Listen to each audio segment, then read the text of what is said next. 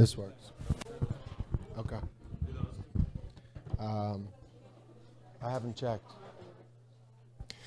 The SWIG program in Jewish Studies and Social Justice of the University of San Francisco acknowledges our presence on the unceded land of the indigenous Ohlone communities and pays our respects to these traditional caretakers and elders, past, present, and emerging. It's our intention that this acknowledgement plays a role, however small, in a much larger process of confronting the past in order to create a not yet realized future rooted in justice. Welcome everyone to the fourth event of the spring 24 semester of USF SWIG program in Jewish Studies and Social Justice. Tonight we will learn with New York City's finest, Leo Ferguson, San Francisco's Rabbi Faryn Borella, and USF's own Professor Oren Kroll-Zeldin, an event titled Anti-Zionism and Antisemitism, Compassion and Disagreement in a Time of Violence. My name's Aaron Hahn Tapper, and I direct our USF SWIG program in JSSJ. And I want to begin by thanking the JSSJ faculty and staff for their help in organizing this event, particularly Victoria Farlow. Before introducing tonight's program, I'm going to take a brief moment to tell you about our university and our extraordinary JSSJ program. Founded in 1855, USF is our city's first university. Our tagline, "Change the world from here," is legit. With a 9,000 plus undergraduate and graduate students, U.S. News & World Report says that we are the #1 most diverse campus in the country in terms of racial and ethnic makeup. An educational institution where 1/3 of our undergraduates are the first in their families to attend college. We estimate that 30% of our student body identify as queer and some 10% of our student body identify as Jewish. A premier Jesuit Catholic school in 1977, we became the first Catholic institution in the world to endow a Jewish studies program. In 2008, we became the first university of any kind, Catholic or otherwise, to have an academic program formally linking Jewish studies and social justice. In 2019, we added yet another first to our renowned history by forming a new position on campus, that of rabbi in residence. And most recently, this past fall, we launched the country's first ever graduate level certificate in JEDI and JSSJ. That's JEDI, or Justice, Equity, Diversity, and Inclusion, and JSSJ, Jewish Studies and Social Justice.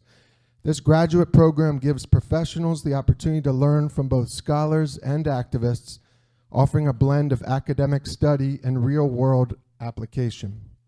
In the classroom, we offer a wide range of significant Jewish studies courses not found in other educational settings. Beyond the classroom, we offer unique events that are free and open to the public, such as tonight's event. Through JSSJ, we believe that education is the best long-term way to create systemic change. Whether one has the time to take a semester-long course or a mere few hours to hear from a single speaker, education is fundamental to making our world better, paramount in shining the spotlight on the margins, on oppressed communities who are mistreated merely because of their race, ethnicity, religion, gender, sexual orientation, or any other social identity. The fifth and final JSSJ of this semester will take place next Thursday, April 25th, when we will have our 14th annual Social Justice Passover Seder.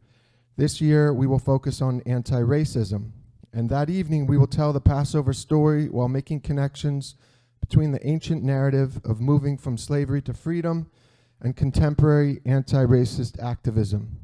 Our Seder will take place in the McLaren complex from 6:30 to 8.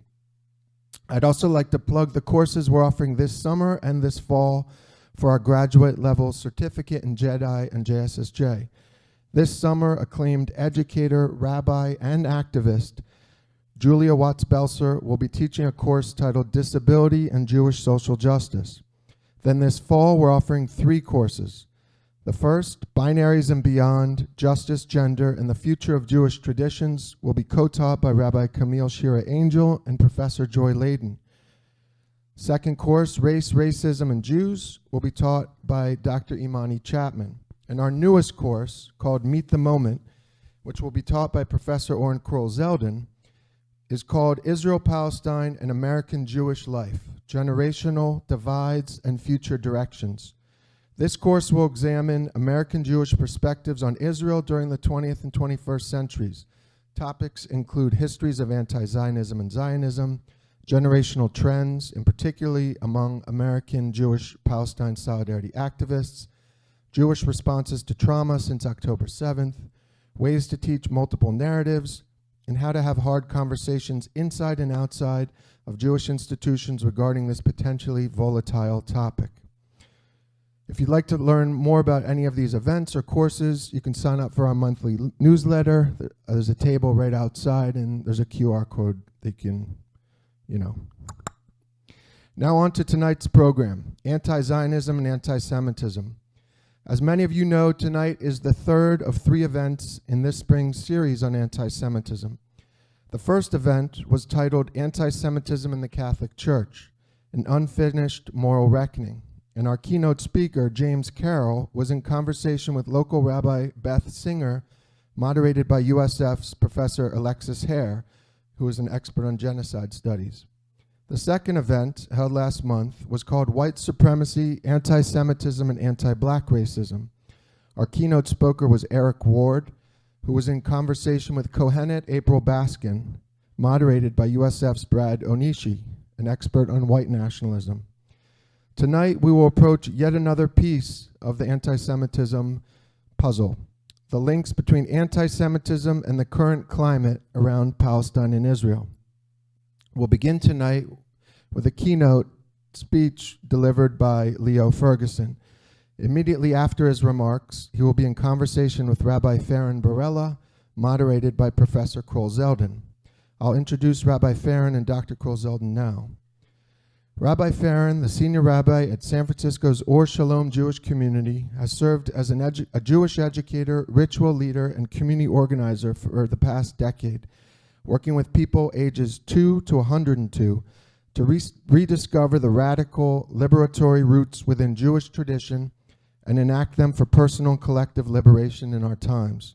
With an interest in the intersection of art, prayer, and social justice, Rabbi Borella has curated multimedia art shows exploring themes of Jewish liberation, taught graduate courses on Jewish liberation theology and decolonial pilgrimage, facilitated outdoor nature-based Jewish programming for kids and teens, and served as a chaplain in prisons, hospitals, and continuing care retirement communities.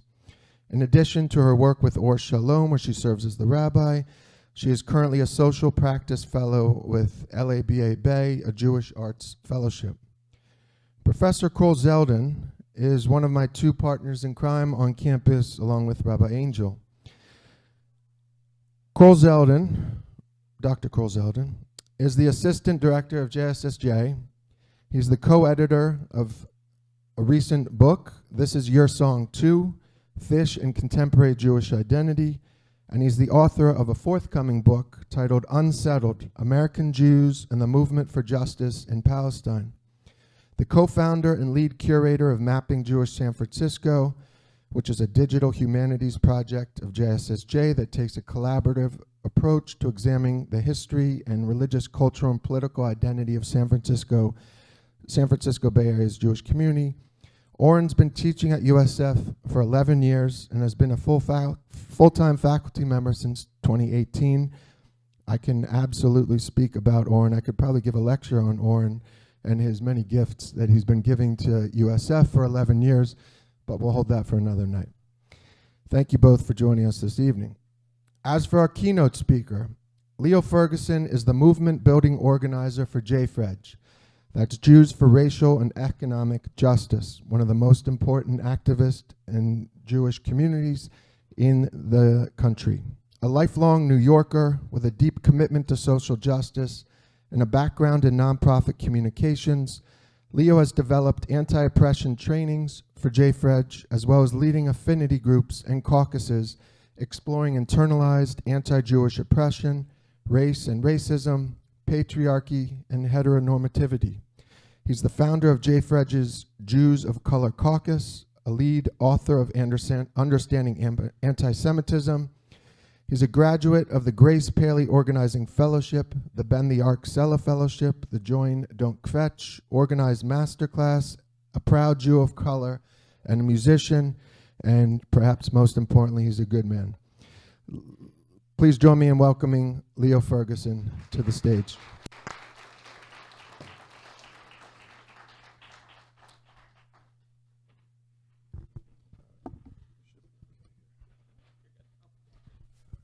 Thank you. Now I feel embarrassed. I didn't know I was going to get all those things.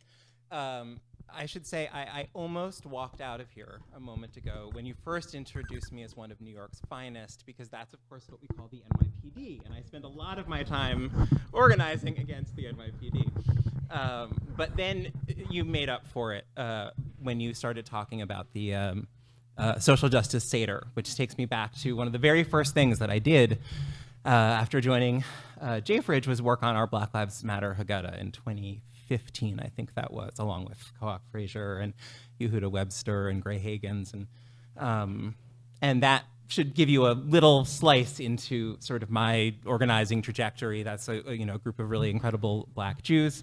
I am Black and Jewish. I grew up in New York City. I come from on the Jewish side from communist red diaper baby Jews, that tradition, like militantly secular, but very proud to be Jewish, very politicized. But despite all that, I did not think that I was going to find my political home doing work in a Jewish organization. It would not have occurred to me when I was a teenager or even in my 20s that would be the arc that my activism would take me. I was interested in things like abolishing the police and working on racial justice and things like that. And what I didn't know and what was so special was that I found Jews for Racial and Economic Justice. I was dragged kicking and screaming to a meeting by various people who had schemed to get me there, and I never left. And what was amazing was this is an organization that works locally in New York, and we do all of our work in New York, and we do it all in deep coalition with other organizations from other communities all around the city to fight for justice on issues that matter to New Yorkers. And it just never occurred to me that you could have a politicized Jewish identity that was rooted in a place like that, and for me as a New York, a place that I really deeply love and care about, and the communities there that I care about. The only thing that I sort of understood politicized Judaism to be was arguing about Israel-Palestine, endlessly. And I, at that age, I wasn't interested in that, and it didn't make sense to me. And, since then, a lot has changed. We've done a ton of incredible work, and I'm going to talk about that in a second. But the other thing that's happened is, of course, I've come to sort of see how intimately and deeply connected issues of justice all over the world, and certainly in Palestine and Israel and in New York City are, especially when we are working in deep partnership with other communities. And so, and I'll talk more about that in a second. The way that we started working on anti-Semitism, that was not something that was a big part of our work. For we're a 30-year-old organization, more than 30 years at this point, and for a long time that was not a central focus of our work. And our prescient, brilliant executive director at the time, Dov Kent, in 2015, 2016, before Trump was even running, sort of really had this insight that there was something missing. And what was missing was that the political right really owned the conversation on anti-Semitism, that they were the only people talking about it. And for many people and many activists, there was this sense that to talk about anti-Semitism was somehow to acknowledge that it was real and it was a powerful force in the world, but somehow to play into a right-wing narrative or agenda. And so it sort of wasn't talked about. And Dov really saw that, if our movements were to be both welcoming places for Jews, but we're also going to have a really strong analysis around issues of economic justice and all kinds of things, that there needed to be a left, a strong left anti-Semitism analysis that made sense and was coherent and understood anti-Semitism within the context of all of the other oppressions that we understand, racism and sexism and homophobia and transphobia and all these things. And so she started doing this work, and I started doing it with her, and then suddenly we had the election of 2016, and suddenly all of this turned out to be incredibly timely and important. And we put out our guide to understanding anti-Semitism, and I started doing lots of trainings and workshops with our partners all around New York and in other places about anti-Semitism and how to understand it.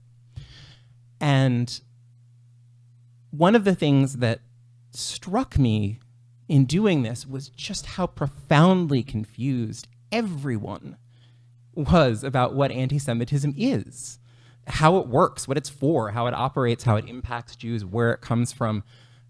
Certainly that was true for non-Jews, but it was incredibly true for Jews as well. There's just so much confusion about anti-Semitism. There are a lot of reasons for that. Something that I'm sure we'll talk about a lot today is that one of the reasons is that there's a lot of, I just use the term, I think, motivated thinking. Motivated, there are a lot of people who have a big stake in trying to define anti-Semitism, shape the narrative around anti-Semitism. There's a lot of money that's been put into doing that. A lot of people, a lot of actors in a lot of different places who seem to have a stake in this. There's other reasons too, though. Some of it is just historical contingency. The fact that there's 2,000 years of an understanding of who Jews are and a tradition of anti-Semitism that comes out of Europe, that comes out of Christianity and Christian hegemony.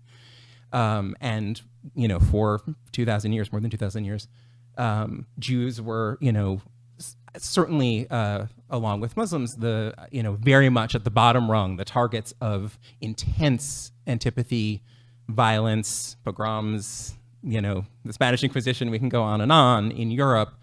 A place that is essentially defined by religious conflict, right? Catholics versus Protestants, everyone versus Jews and Muslims, right? That is the context that anti-Semitism comes out of in Europe.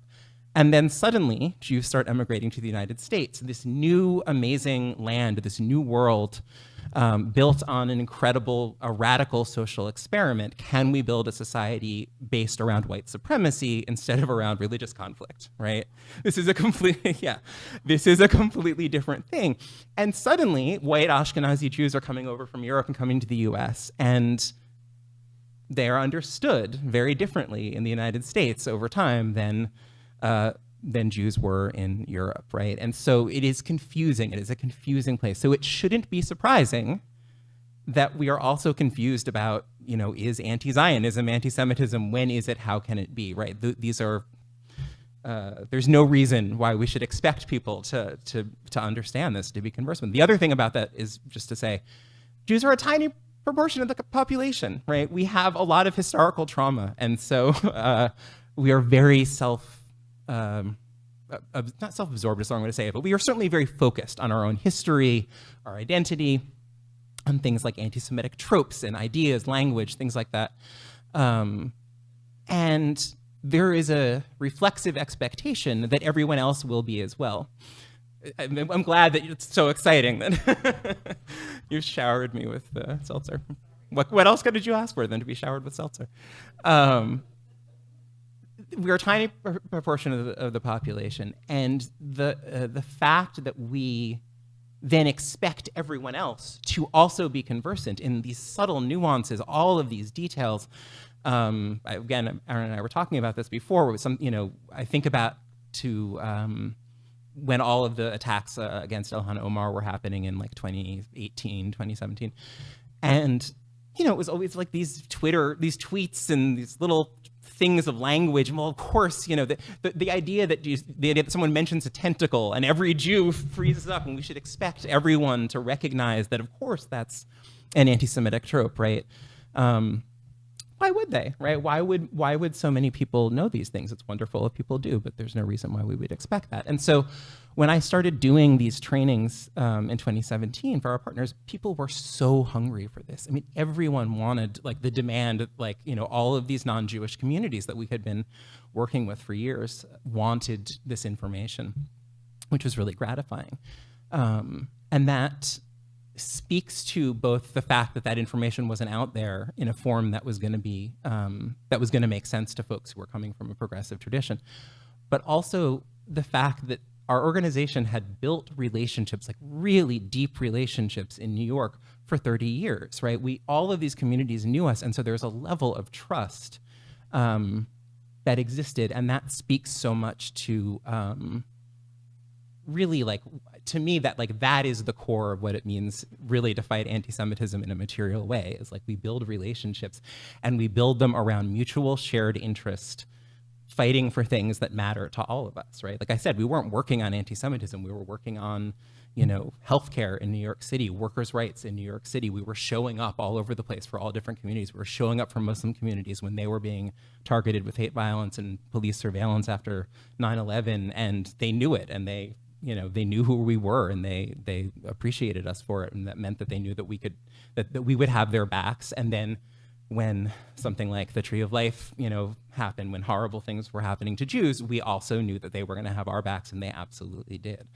That's what you build a really deep commitment to fighting for collective liberation around. And I'm happy to talk about more of that, but I'll just say that what's been, the thing that we talked about was that the theme for this night was going to be about compassion. And after October 7th, in many ways, the work that we have been doing at JFREJ has really all been about, in some ways, compassion, and we talk about this pretty regularly. We, even these relationships that we've had for decades were strained by this. Very shortly after, we were reaching out to everyone, and certainly reaching out very quickly to Muslim and Arab and Palestinian partners and folks that we have relationships with, and everyone was grateful that we were reaching out and was really, that was really important that was happening. And also, people were saying, we were saying, well, we should be out in the streets right away. We should be doing things. And people were saying, our communities aren't, we love that you're asking this, but our communities aren't ready yet. There's too much hurt. There's too much pain. Since then, and that was a period of time. I'm very pleased to say that we've done many things since then together, but the way in which the level of hurt in the Jewish community and in especially Palestinian communities, but many, all over the place, the way that all of these forces have intertwined, the lack of being conversant in the nuanced details of anti-Semitism, the amount of anger, the amount of hurt, what that can often turn into is a lack of compassion, the inability to see other people as human and worthy of our love and empathy, even when we disagree. And for us at JFREJ, the work has been, can we meet this moment with integrity, with deep integrity, without both sidesing anything, without watering down anything, but also do it demanding compassion for everyone and seeking it out and trying to cultivate it and nurture it as much as we can. So we came out very early for ceasefire, and we have been very, proud to hold to that line and do a ton of work in New York City, fighting for a ceasefire, and have been instrumental in moving many elected officials to come to that position, and worked very closely with many different partners to do it. But we are also a big tent organization. We have lots of liberal Zionists, we have anti-Zionists, we have non-Zionists, we have all kinds of different folks, and our commitment to making JFREJ a home where all of those people can come and feel welcomed is if you care about justice and you want this place, this city, to be a place that is safe for everyone in it, and that very much includes Jews, then come on down, we are the home for you. And that's not going to change. We have many people, we have people in our community who lost people on 10/7, we have, and I could go on and on. That has to be the commitment. It has to be a place where we have to be building communities and spaces where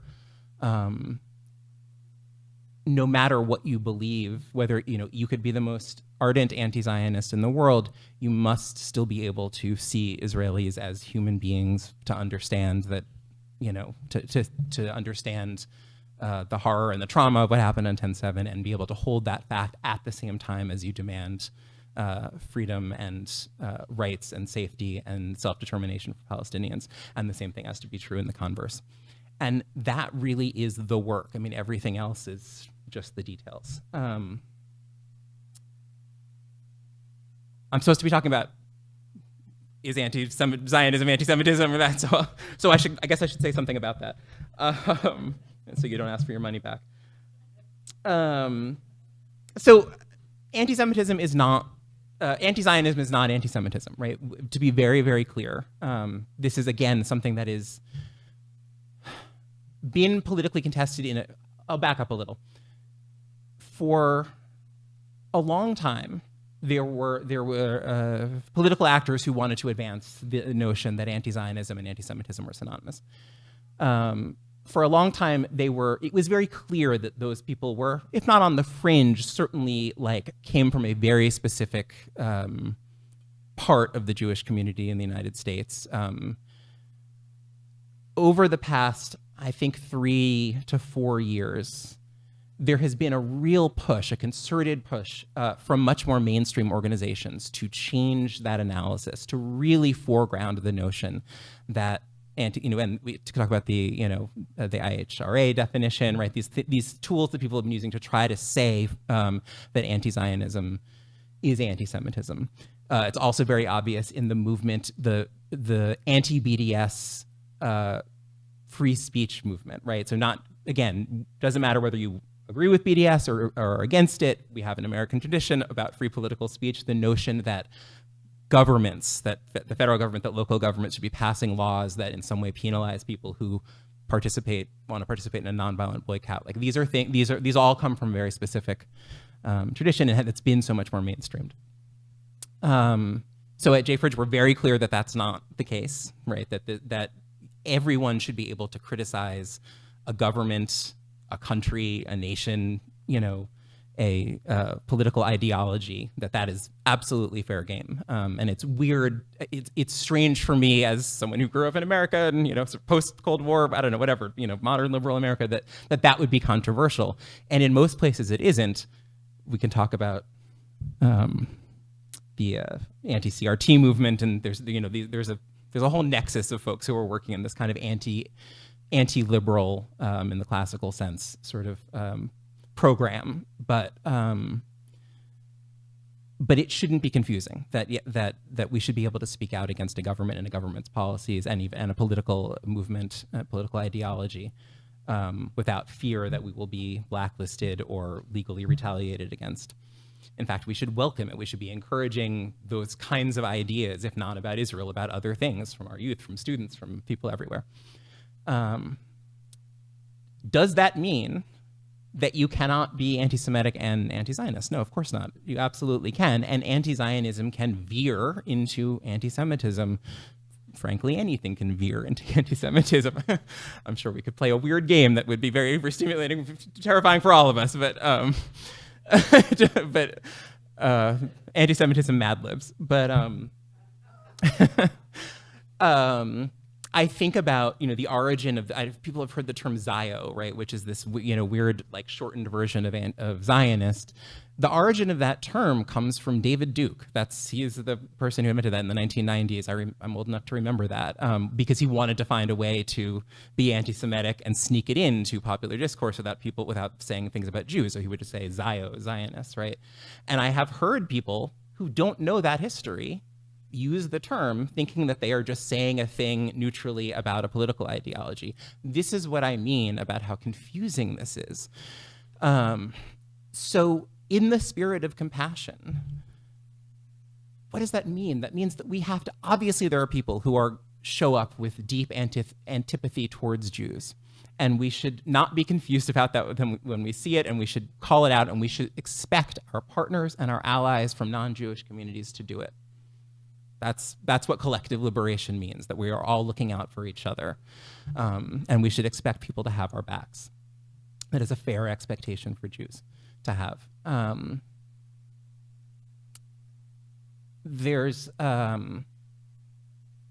the same time, if we're showing up with compassion, we should be excited to be curious about why people are saying the things that they are saying. Well, there is an incredible flattening to the idea of anti-Semitism. Is something anti-Semitic or is it not? There's just two positions on that switch, yes or no. Well, that's ridiculous. You have everything from neo-Nazis and people marching in Charlottesville with tiki torches to people tweeting some language that vaguely recalls something from the Protocols of the Elders of Zion without them ever having any idea that that's what they're doing. And if we just flatten all of that into, well, that's just anti-Semitic, and don't approach this with any curiosity, with any compassion, then we are going to alienate a lot of allies, and just make people more confused. What we should be asking is, well, what did you mean by that? When you said that thing, what were you trying to get at? Can I tell you how that made me feel? That hurt me. That made me not want to come to the next meeting that you're having, to the next, whatever the thing is. We should be firm in our self-respect and our, love and our pride in being Jewish, while also being very, humble about what it is that people know about our histories and our traditions, and we should be wanting to find ways to educate people, to let them know where we're coming from, and to work with them in solidarity. So anyway, we'll talk. I'm sure there'll be more about that. I don't want to go on and on and on. I guess I'll just leave it by saying that one of the things that clearly is going to come out of the events of the past, God, I don't know how many months it's been now, since 10 cents, thank you, is a real, I assume is a realignment, right? Is a realignment within the Jewish community and within a bunch of different, probably, communities in the United States. And part of our job is going to be trying to, I don't know what the future is going to hold, but what we're going to have to do is make sure that however our community refashions itself, that we are making a space for a Judaism that is alive to the experiences of other people, of other kinds of people in America, in Palestine, across the world, and is integrated, is interactive, is not, as a dear friend and comrade of mine would say, it's not a fortress Judaism, but is an open and welcoming Judaism that is active in the world. If we want our traditions, our communities to go on, then they have to look good. They have to be exciting and fresh and feel like places that people want to be. And the people that I want to hang out are diverse and come from many different backgrounds. I want Black people to be in my community and to feel safe in my community. I want, people of all different racial backgrounds, of different ethnic backgrounds, of different religious traditions. That has to be an open, curious, and compassionate Judaism. And it's going to be on all of us to make sure that that's what it looks like. And I'll leave it there.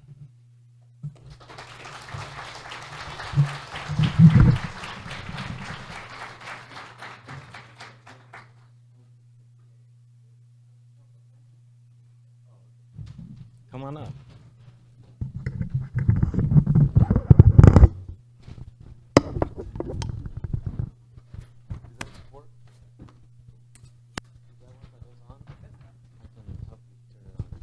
Hi, everybody. It's so nice to see such a full room. Thank you very much, Leo. I appreciate you being here, flying across this very big country of ours to be with us. I really appreciate your analysis, and as I've said to you, have admired your work from afar for quite some time. And Rabbi Faryn, thank you so much for being with us, coming from not quite so far away, at least today. And it's really wonderful to see you here. We have known each other for quite some time in a very different context. And we've come a long way from being on the ground in Israel, Palestine, doing work together, to here having this conversation in front of everyone. So I want to say two quick things to frame this and then ask you to respond to some questions. The first is that if you have questions, we're going to pass around note cards and pens or pencils. So write your questions down, and we will collect them, and we'll do questions that way, first of all. Second of all, as Leo has pointed out, this is a conversation really framed about anti-Semitism and anti-Zionism in the context of compassion. So I really urge you, while you are sitting here actively listening to this conversation, to start with compassion. And what we're going to be trying to do here is model what a conversation looks like, and model that type of compassion and understanding, knowing that some of the things that we might say might be uncomfortable to you, or that we will be saying things that maybe are just coming up on the top of our heads, and we haven't spent a lot of time thinking about it, writing it down, and cultivating our words and editing them very carefully, which is a challenging thing to do. So if you want to shout out and respond, I challenge you to think about it and write down what you want to say as a question, and maybe we can get to that. And I also want to frame this and say that you are both very brave for having this public conversation in a time that is very, very challenging. I look forward to the statues that we built. Yes, indeed. Indeed. Rabbi Faryn, I want to start by asking if you can respond to what Leo has shared with us so far, just general thoughts and responses. Sure. There was so much there. Thank you for sharing all of it. And yeah, I think there's so much there, but I think the part that stuck out to me is that this conversation has to always start with relationships, and that, we don't tackle anti-Semitism by kind of like bracing ourselves and getting really hard and being like, we won't work with anyone who ever potentially said a slightly anti-Semitic trope one time, and I'm prickly about it and I'm angry and therefore I will never work with them. But rather it starts with like building relationships with people across difference who experience their own forms of oppression that maybe I don't understand the nuances of, and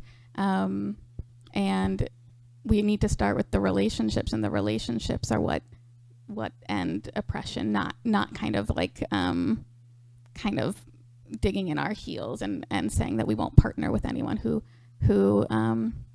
does so, because I feel like there's a lot of people who experience forms of oppression that I don't, who would be alone if they did so, because we all are, we all live inside of a society that is racist, and that we just, and it lives inside of us, and it's impossible for us to always speak in a way that is without any bias, and therefore we need to build the relationships, and the relationships allow us to combat all of those isms and all of those forms of oppression, and so I appreciate the work that JFREJ does at really building those relationships with authenticity, and it's not performative.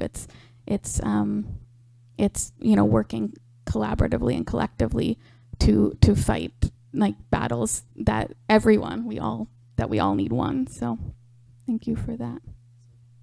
For those of you who are not familiar with JFREJ, Jews for Racial and Economic Justice, I highly recommend you go home and look it up. Don't take out your phone now and look it up, because you should pay attention to what we're talking about. But they really walk the walk and not just talk the talk in terms of showing up in coalition building and building broad-based social movements for justice and equality, really for all. So it is very profound work that we highly recommend you look up. Rabbi Faryn, I want to ask you another question, and then I'll ask some questions that you can both respond to.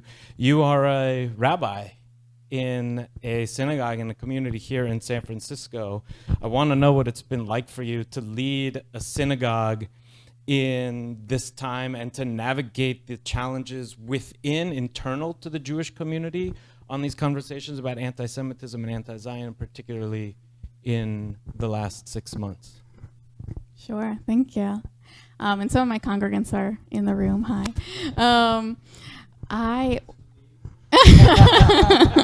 Elliot said, "Do you want us to leave?"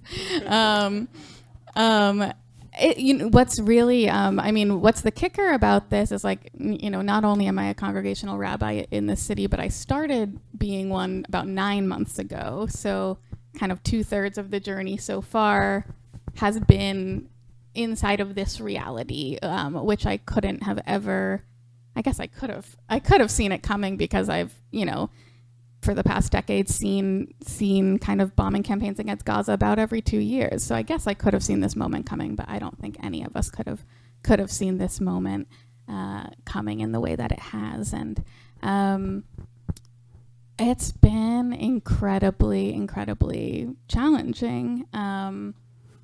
And that's in a variety of ways, but I think in one ways is and Oren mentioned this, I think we met the summer before I started rabbinical school, and I was in Jerusalem for the summer and was actually working with Sabeel Ecumenical Center, which is a Palestinian Christian liberation theology organization that wanted to write a curriculum about anti-Semitism for Palestinian civil society. And so I was partnering with Palestinians in developing a curriculum around anti-Semitism that would speak to them and make sense to them in their cultural context. And Oren and I met, I think, in some village in the South Hebron Hills or something, I believe, in the West Bank. And why was I saying that?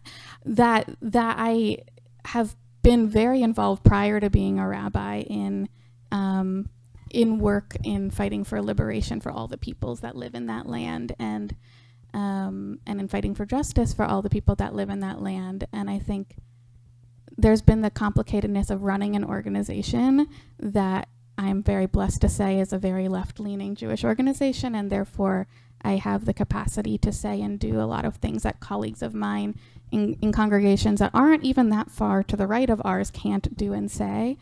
And simultaneously, there's been a constant kind of struggle of when I move through the world right now, I'm not moving through the world just as me. I'm moving through the world representing a community.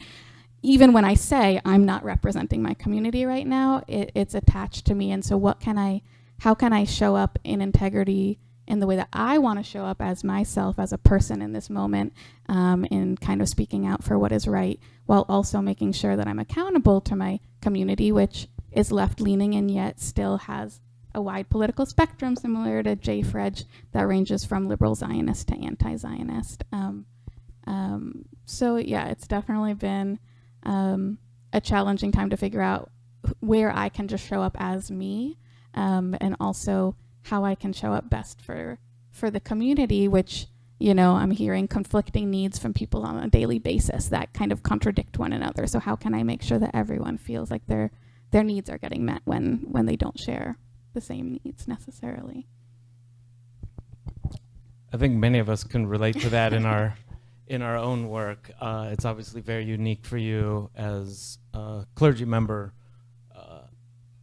in a synagogue. I think also one of the important things to point to and to name that has been alluded to in this conversation, and I want to name, is that when we talk about the Jewish community, there is no such thing as the Jewish community. We're talking about a very, very diverse group of people with very divergent opinions and politics and ideas and beliefs. And I believe Aaron wrote a book about it. I believe Professor Hontapper did write a book about it, and it is assigned in many classes at this wonderful university. But I think that is a very, very significant thing in this conversation, because that holds also to Jewish relationships to the state of Israel and to the political ideology of Zionism as a contemporary political ideology, or as religious Zionism, and also historical movements of connections to the land of Israel, divorced from the state of Israel. So I'd also like to know from the both of you, in the past 6 months, how has your activism changed? How have the conversations that you've had changed, particularly in response to the conflation of anti-Zionism and anti-Semitism? Leo, let's start with you. That's a great question. So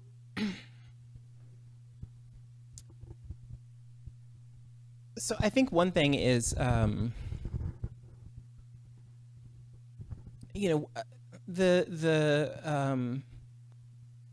it's dizzying to watch this conversation happen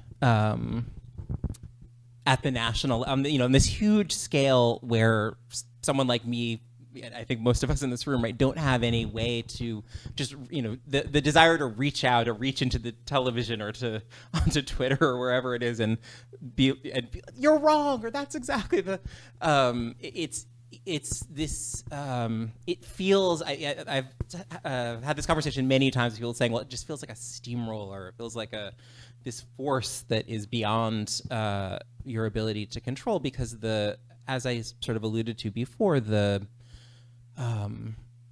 stakes are so high for folks and the interests involved are so huge. And I have to sort of constantly remind myself of the fact that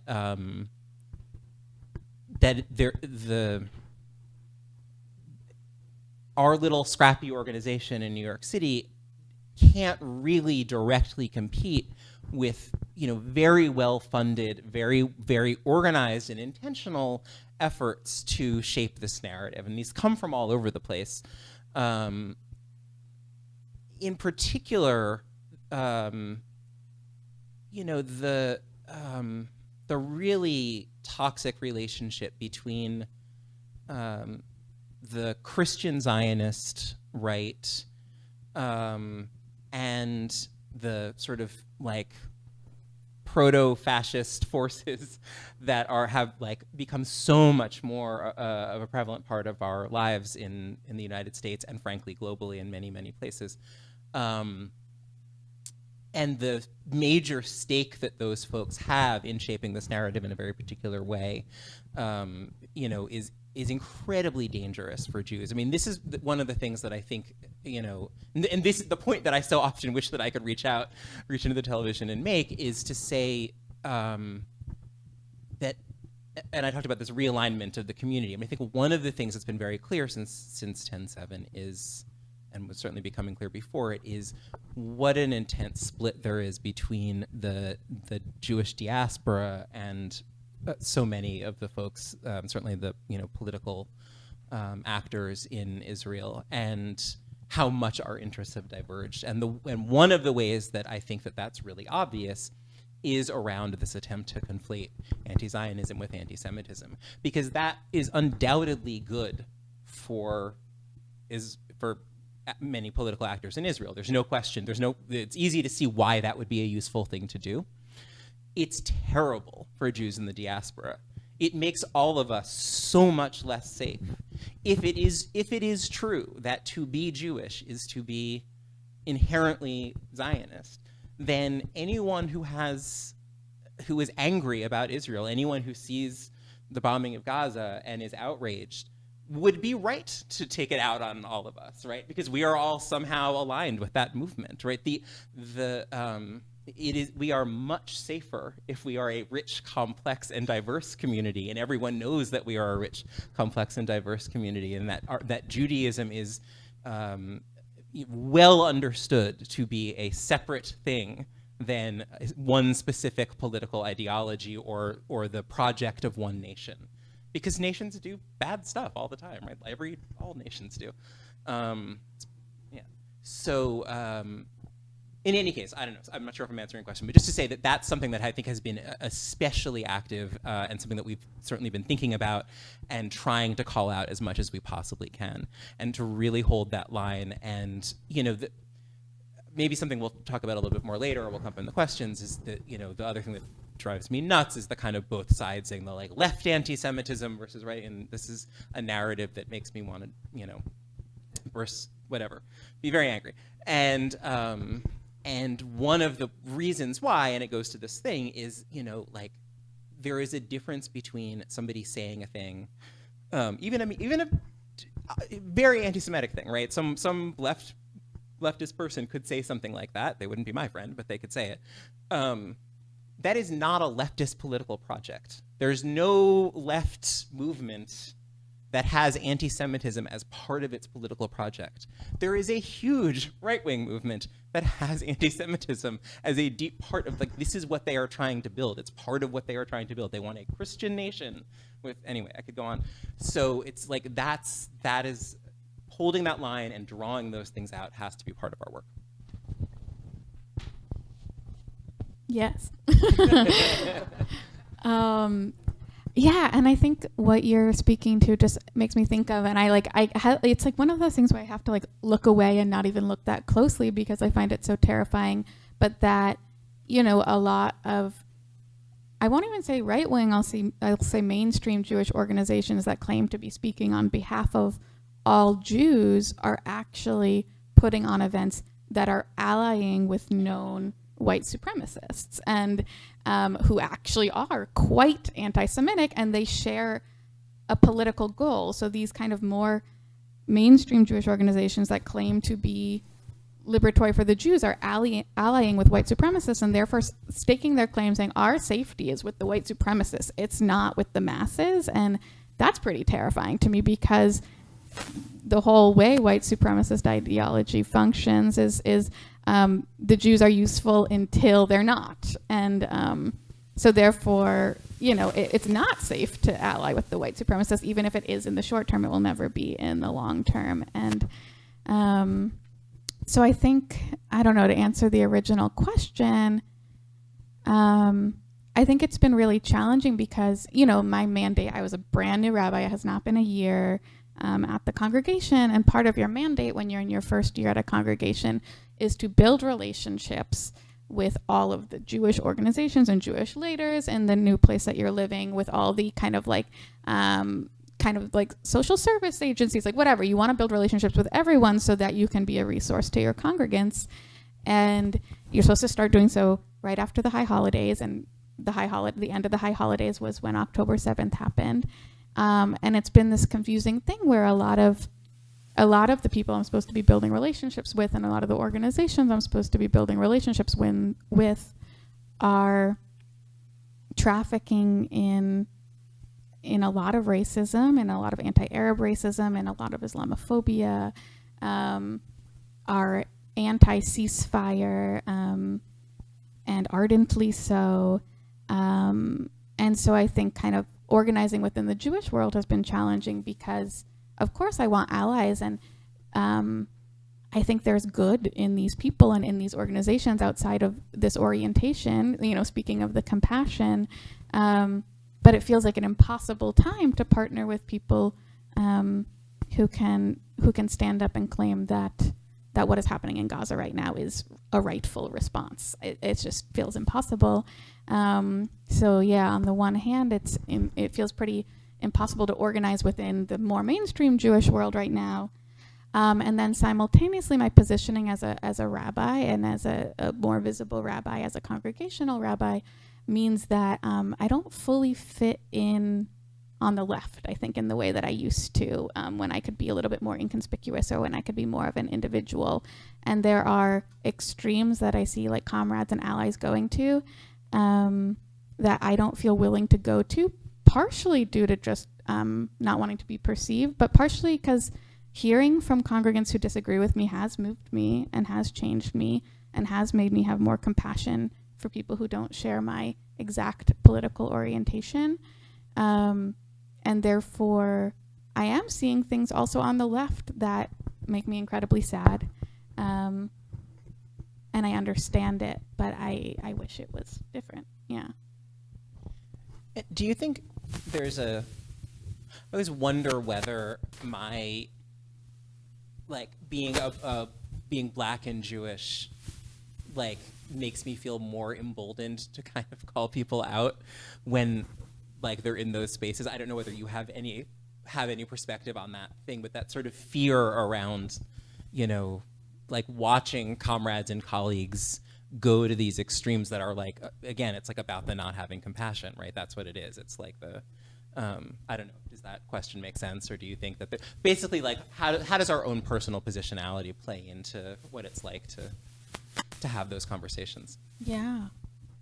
I think I feel much more confident in Jewish spaces with other Jews, of, multiracial Jews, kind of pointing to, like, here's where I disagree, but I find it really challenging in spaces that are not exclusively Jewish to do that work. And I think it's in part just because I just moved back to San Francisco also 9 months ago. And so while I used to live here, and so while I do have some relationships, I think being able to call out people and say, hey, actually that thing that you're doing, has an air of anti-Semitism, and I both don't like that personally, and it's not strategic to be anti-Semitic in this moment.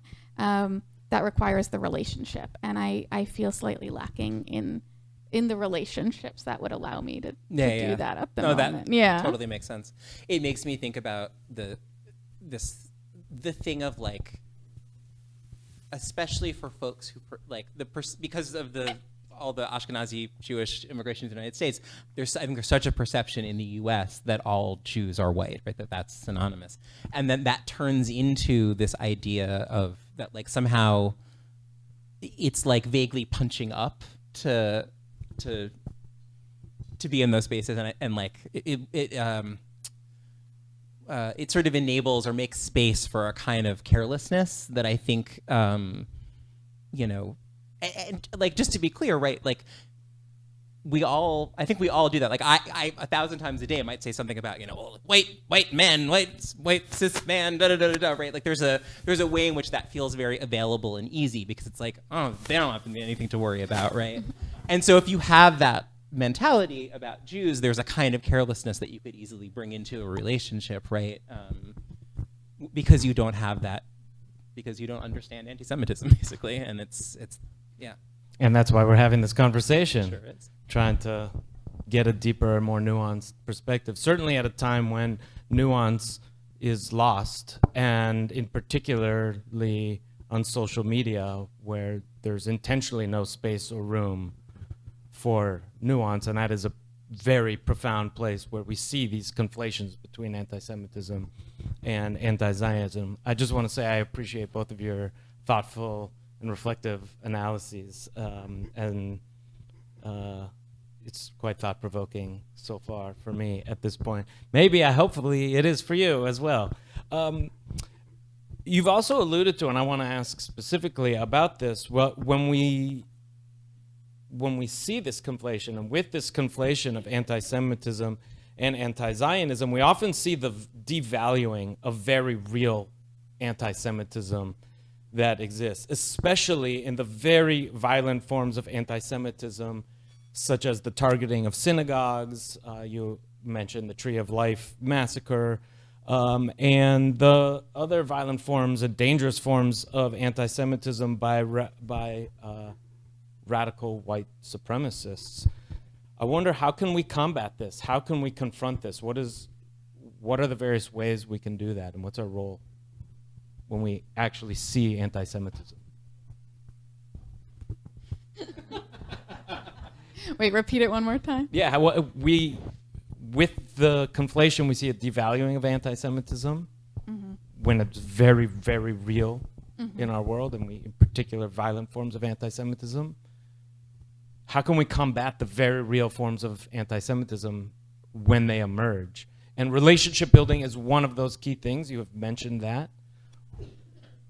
We all live in a world where we see the very intense and frightening forms of violent anti-Semitism. How can we confront that? In particular, today, April 2024, in the world we're living in. Yeah, I mean, I think at the end of the day, the anti-Semitism that I'm always going to be most afraid of is white supremacist anti-Semitism.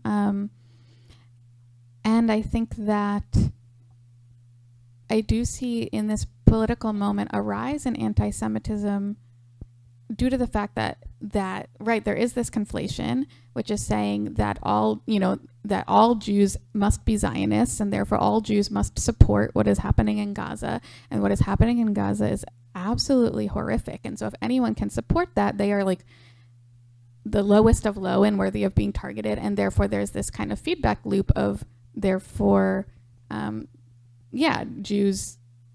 Yeah. And I think it emboldens white supremacists in this time. There's kind of this kind of turning tide against the state of Israel that's getting conflated with a turning tide against the Jewish people as a whole, which then emboldens white supremacists. Like, it just makes it a much more acceptable thing to just like say violent things about Jews publicly, just in the same way that Trump getting elected made it much more acceptable to say violent things about Jews publicly. And we're a little lucky because like it is considered a bad thing to say violent things about Jews publicly, whereas it's often not considered a bad thing to say violent things about Muslims publicly or Black people publicly. And even just seeing, I don't know, in San Francisco, when a Jewish ice cream shop was targeted with anti-Semitic graffiti, it got like a huge like story in the New York Times. It's unacceptable to be anti-Semitic, and if someone acts in an anti-Semitic way, which they did in graffitiing that ice cream shop, but it gets a profile in the New York Times, I'm pretty sure it was. And when Palestinian restaurants, which many, many, many of them have been targeted with anti-Muslim and anti-Arab graffiti in this time, like you barely see a passing note of it in any newspaper. And so I think that, I don't really know. I think what I'm thinking about a lot in this time is how to keep my community specifically safe, and how to do so without buying into systems of security and safety that a lot of Jewish communities buy into, that rely really heavily on policing methods that target communities of color. And I think it's crucial that we actually build safety plans for our community right now, because there have been little anti-Semitic things that have happened toward Or Shalom very directly related to what's happening right now. And so it's crucial that we have a safety plan. And it's and yet I don't want that safety plan to just like be bars on the windows and cameras everywhere.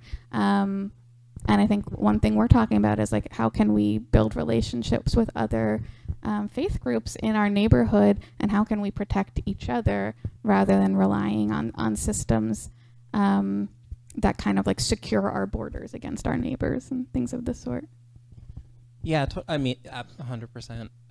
I agree with everything you said, and it makes me think about just the one quick thing I would add is that, or two things, I guess. One is just to say that this may be a minor point that isn't critical in this context, but just that all anti-Jewish sentiment is an anti-Semitism.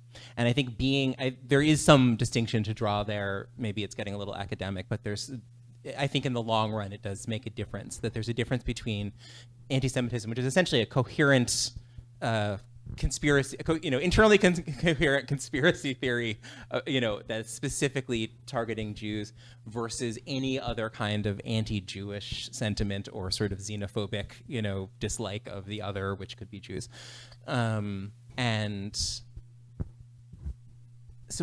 putting that aside, the other point just being like, one thing I think people are consistently confused by is how to make sense of anti-Jewish acts committed by people of color. Certainly in New York City, this is a big dynamic because a lot of the incidents have been that way.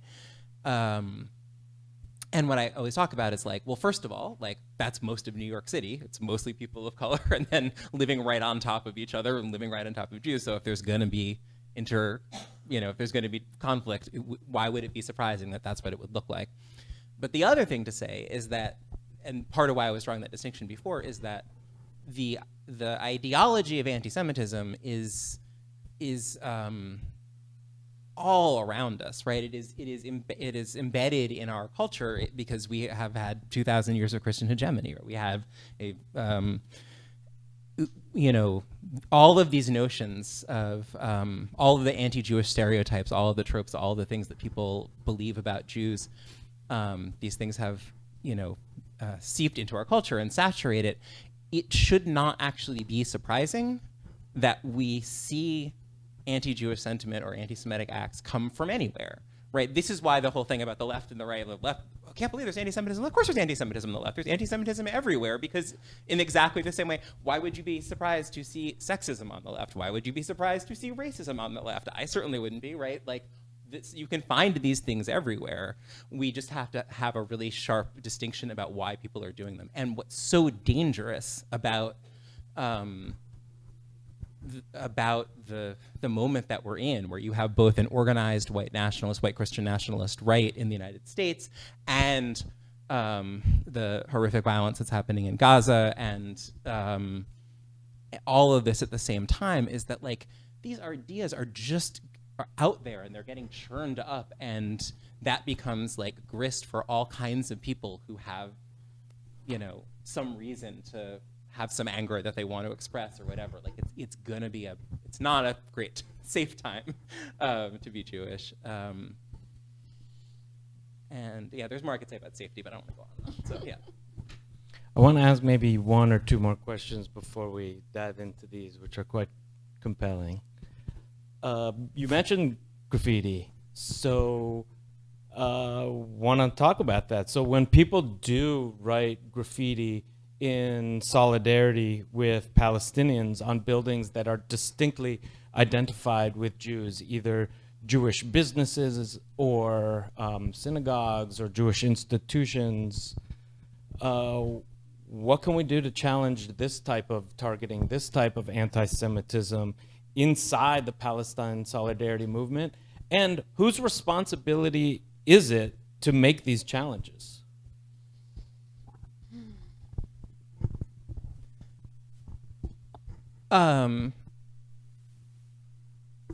So a lot of the work that we do on hate violence, one of the things that I'm very proud of that JFREJ has done is in 2019, after there was that huge rise in anti-Semitic hate violence that was then shortly, unfortunately, followed by the huge rise in anti-Asian hate violence, certainly in New York City and I think nationally.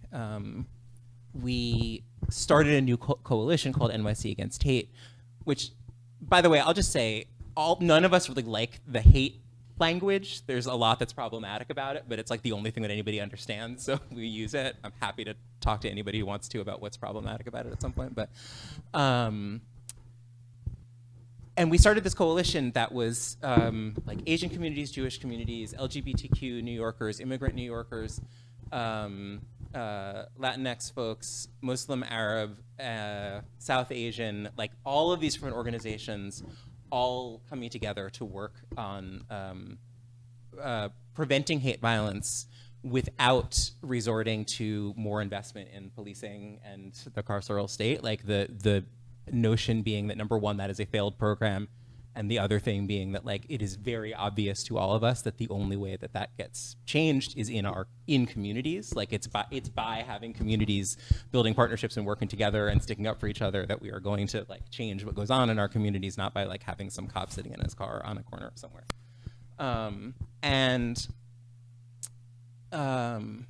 As part of that work, you know, like this it's really interesting. The huge proportion of that rise in hate violence is graffiti. Like, actually, what's funny is when you take that out, the numbers are really small. That doesn't mean it's not there, and I think it matters. I actually think the graffiti matters a lot. Like, I actually don't think it's irrelevant or a joke. But what it highlights is, like, number one, just like what kind of threat, right?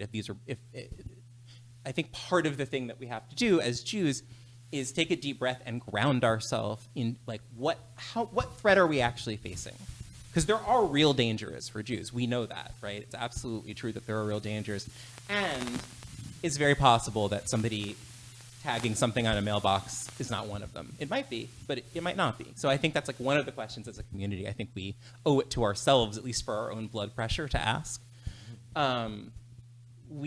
The thing that spurred us to action to start this coalition was when a 14-year-old kid was arrested by the NYPD for tagging a swastika, I think on a playground, I think possibly in chalk. I might be confusing a couple of incidents, but like, and they tweeted about it triumphantly. Like, we are protecting the Jewish community, we have arrested a 14-year-old. And we're just like, that is not There's no way that that has made anyone safer, right? And the notion that that comes from some deep-seated anti-Semitic ideology, like it's a symbol that this kid learned somewhere that he, kids do stuff, right? Right now, there are a lot of people who are really, really angry about what's happening in Gaza, and I think, personally, they have, that they're right to be. They certainly have a right to be. It's not weird that that's gonna get expressed in strange ways. That doesn't make it okay, and we should all be really, really clear that it's not okay for someone to write like Free Palestine on a synagogue or something like that, no matter how much we might agree with the sentiment. But the reason it's not okay is because they're conflating Judaism with Zionism. Like, that's the irony. That's the thing. It goes all the way back. The very thing that the ADL wants to do, right? The very thing that some people want to do. That's what that is. So anyway. Yeah, I was gonna say something similar of like if someone graffitis Free Palestine on a synagogue, they just happen to be passing by a synagogue, they see that it's a synagogue, and they're like, I'm gonna write Free Palestine. Like, yes, that is anti-Semitic, not maybe in the kind of like ideological sense, but in the kind of remnants of sense that we've been discussing, and yet, what I've been thinking about a lot is like, there's a lot of evidence out there to support their supposition that this synagogue is in support of the bombing campaign in Gaza and in the ground, everything happening in Gaza right now, the lack of aid, the lack of food, the lack of resources. And therefore, they're like making a judgment call based on the information in front of them, which is that the majority of Jewish organizations, including the majority of synagogues in the U.S., have not come out in support of a ceasefire, which means that if they tag a synagogue, more likely than not, they are correct that synagogue might have a political ideology that is in opposition to what they are tagging. Is it productive? I don't think so. I mean, it's an outlet for anger. And I think I see part of our responsibility, therefore, as Jews who hold a certain politic and who don't support what's happening, to therefore provide counter evidence to the evidence that is going to show that, that all Jews support what is happening. And that is absolutely terrifying, especially when you are the minority. So I think, like, for example, Or Shalom, we just bought a building for the first time in our history. We were about to put up at least a temporary sign saying, like, we are Or Shalom. And then October 7th happened, and I've kind of been like, let's not put up a sign. Like, I just don't want people knowing we're here. And I think that's for all sorts of reasons. And maybe it's, and I think I might be letting my fear get the best of me. But I think that, we did for a moment, because we were going through a process around zoning with the city, have some papers up on the synagogue that said, we're trying to switch the zoning of this building so that the synagogue can be here. We had to legally put up a notice to the community so that anyone could attend the zoning hearing if they wanted to. And we were running an event inside, and we're on a main street. And one of my congregants walked out to her car to get something and saw someone kind of staring at the sign, and that person turned to her. It was an older white lady.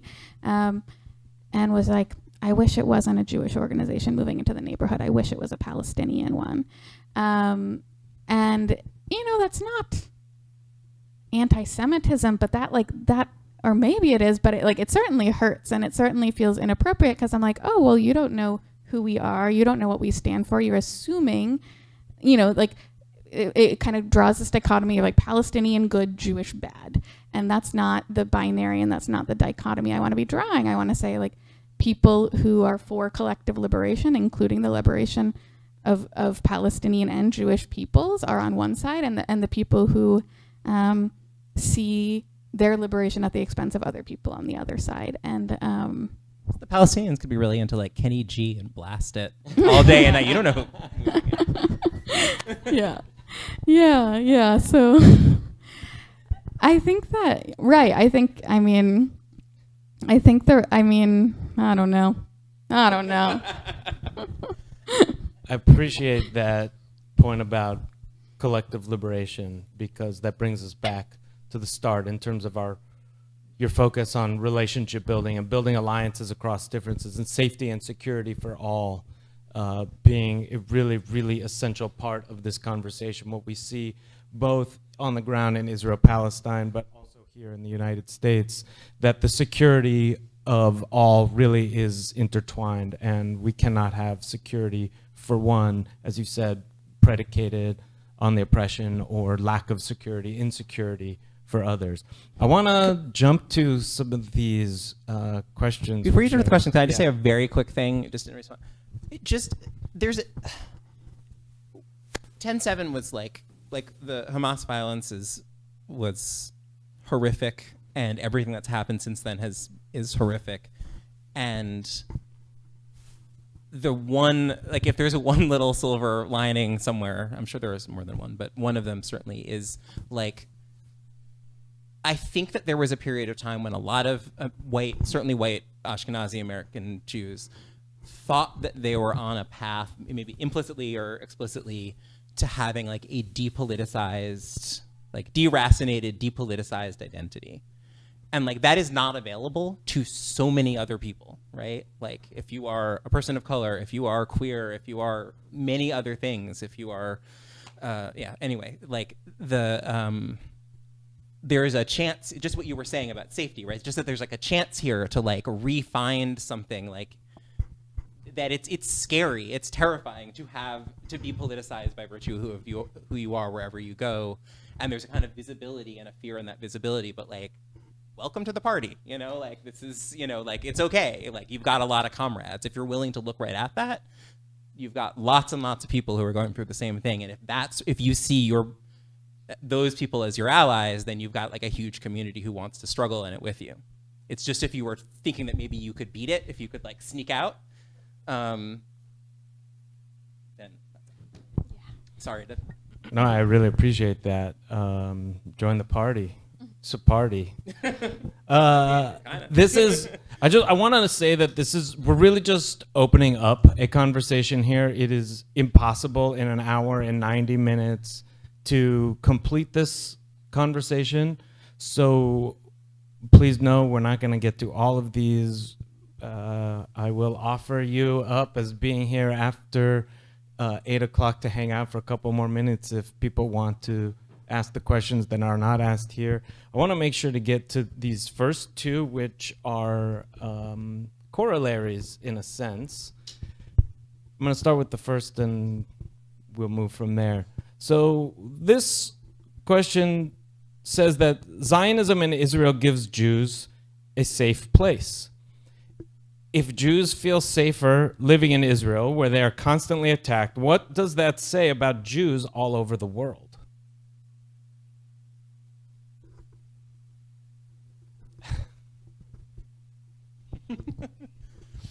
Can you read it one more time? Zionism in Israel gives Jews a safe place. So the premise is that if Jews feel safer in Israel, where they are constantly attacked, what does that say about Jews all over the world? Great. Okay, fair.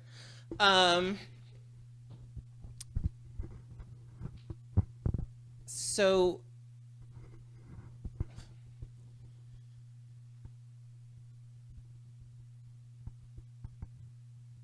I think the reasons that people,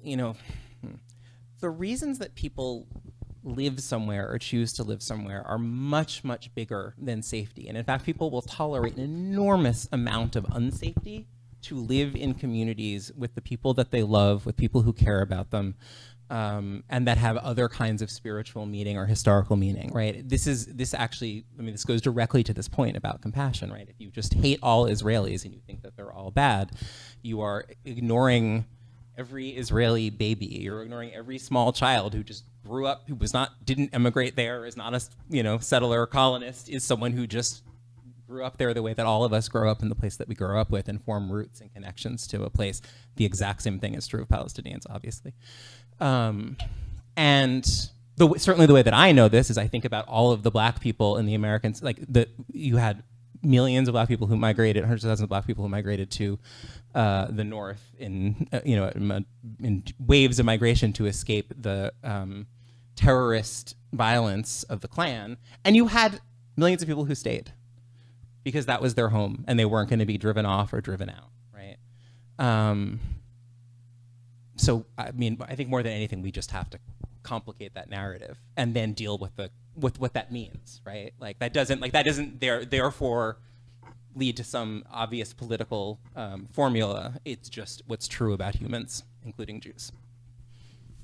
Yeah, I really resonate with that. I think that I certainly see the foundation of the state of Israel was entirely about safety. It was founded by mostly European Jews experiencing immense anti-Semitism, and not like, not anti-Semitic tropes like we're talking about, like mass violence that like all the way up to genocide. And I think that I found years ago, there are these things called memory books they're about different towns all over Eastern Europe, and it's survivors of those towns writing the narratives of like what Jewish life was like in those towns before they were decimated by the Holocaust. And found one for the town in Poland that part of my mom's family is from, and part of it is it's talking about all the different Zionist youth movements that were operating in the town, because Zionism in its origin was a diverse movement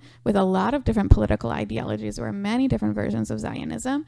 Some were socialist, and some were hyper militaristic, and some were cultural but not political, and there were so many different versions of Zionism. And what I discovered from this memory book is my ancestors were in the most militaristic right-wing Zionist youth group that you could be involved in. And what a lot of these youth groups were doing in these towns were practicing for what it would be like to move to the land and be farmers, and either practicing military tactics or practicing kind of what their land-based practices would be. But they were rehearsing and practicing. And they were doing so because where they were living was wildly unsafe, and this was seen as the only safe solution at that time. It was that, or it was going to America, the promised land, which we also know is incredibly problematic. And my branch of the family went to America, but the other branch of the family either died or went to Israel. And I definitely think the founding of the state was for the sake of Jewish safety, and those founding it were so traumatized that it did not matter to them the cost of that safety. That safety was the most important thing, and no one had ever looked out for them, so why should they have to look out for anyone else? And that's not true of all Zionists. There were plenty who were asking the Arab question and trying to figure out what they should do about the Palestinians who were living there. And at the time, it was one of the safest solutions for Jews in Europe was this emigration to Palestine. And I think the narrative now that Israel keeps the Jews safe is so far from my reality of Israel. And I think I really resonate with what you're saying. I've lived in Israel.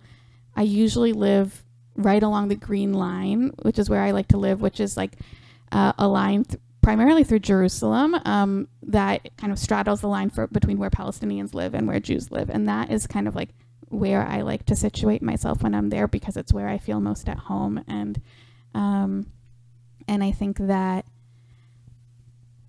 I don't feel safe in Israel.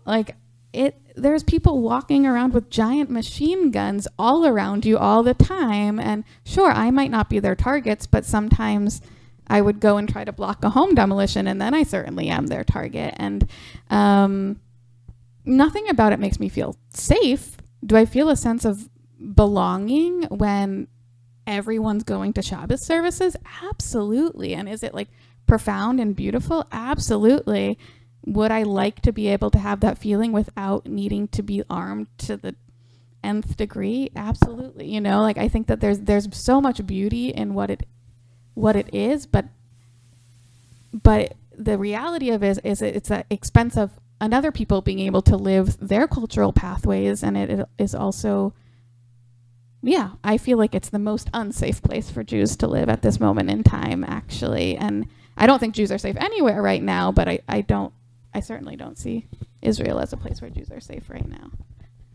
We have 5 minutes left, and that leads very nicely into, I think, what will be our final question.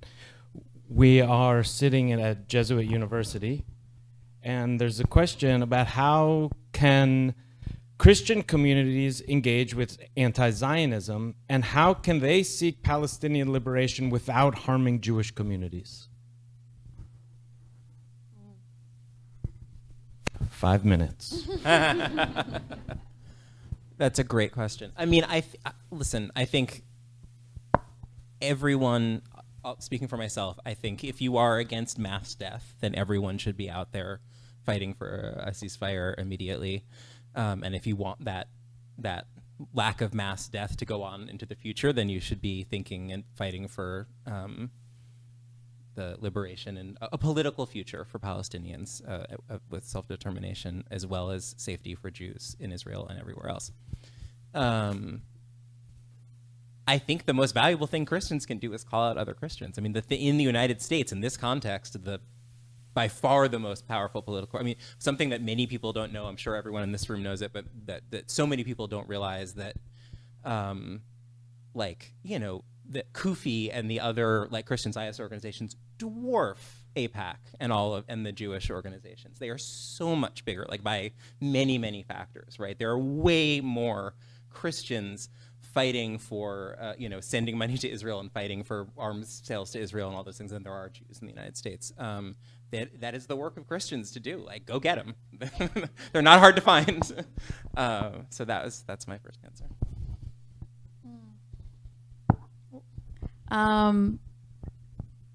I don't know what to say. I think it's interesting. I think that there is a performative nature that can occur in any leftist community, including the anti-Zionist community. And I think part of the performance right now within anti-Zionism is, and especially at this moment I've seen, is because the violence at this moment, and honestly over the past 75 years, has been so imbalanced. There's been violence against everyone, but the violence has been incredibly imbalanced, and with Palestinians at the bottom of that power imbalance, that therefore there's this way in which that if you're a proper leftist, you're 100% with Palestinians, and as you were saying earlier, basically ignoring the humanity of Israelis. And I think, I don't know, for me sometimes it's one thing if my fellow Jews are doing that, but when I see white Christians specifically doing that, it's really frustrating. And I've organized with a lot of white Christians. I worked for, as I said, Sabeel and Friends of Sabeel North America. I've worked with a lot of Christians who are doing work to support Palestine. And I think that they need to be all the more careful to guard against anti-Semitism and to guard against dehumanizing Jews and dehumanizing Israelis than the rest. I think everyone needs to guard against it, but there's something about being in the privileged position of being a white Christian in this country that you need to ensure that your support of any marginalized people is not at the expense of any other marginalized people. And that, so I think, I don't know. That is a beautiful and profound place to end. And I want to say again, Leo and Rabbi Faryn, thank you so much for this brave, important, poignant, and powerful conversation. Again, we are just opening up the doors here for greater conversations. And thank you all for being here. Have a wonderful evening.